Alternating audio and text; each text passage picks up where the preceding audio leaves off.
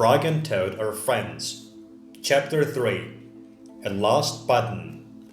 Toad and Frog went for a long walk. They walked across a large meadow. They walked in the woods. They walked along the river. At last they went back home to Toad's house. "Oh, drat," said Toad. "Not only do my feet hurt, but I have lost one of the buttons on my jacket." "Don't worry," said Frog. "We will go back to all the places where we walked. We will soon find your button." They walked back to the large meadow. They began to look for the button in the tall grass. "Here is your button," cried Frog. "That is not my button," said Toad. "That button is black. My button was white." Toad put the black button in his pocket. A sparrow flew down. "Excuse me," said the sparrow. "Did you lose a button? I found one."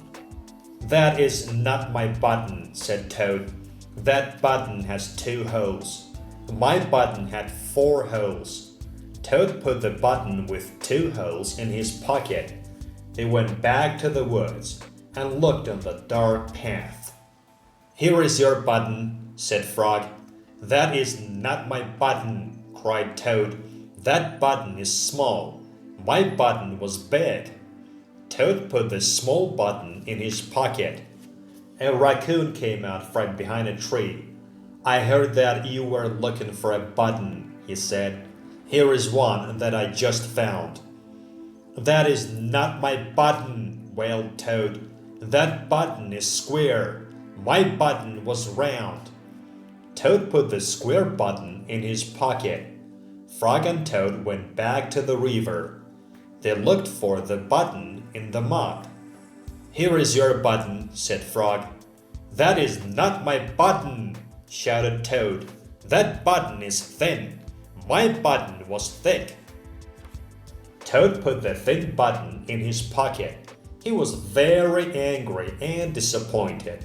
He jumped up and down and screamed, "The whole world is covered with buttons, and not one of them is mine."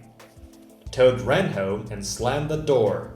There, on the floor, he saw his white, 4-holed, big, round, thick button. "Oh," said Toad, "it was here all the time. What a lot of trouble I have made for Frog." Toad took all of the buttons out of his pocket. He took his sewing box down from the shelf. Toad sewed the buttons all over his jacket. The next day, Toad gave his jacket to Frog. Frog thought that it was beautiful. He put it on and jumped for joy. None of the buttons fell off. Toad had sewed them on very well. The end of the chapter 3.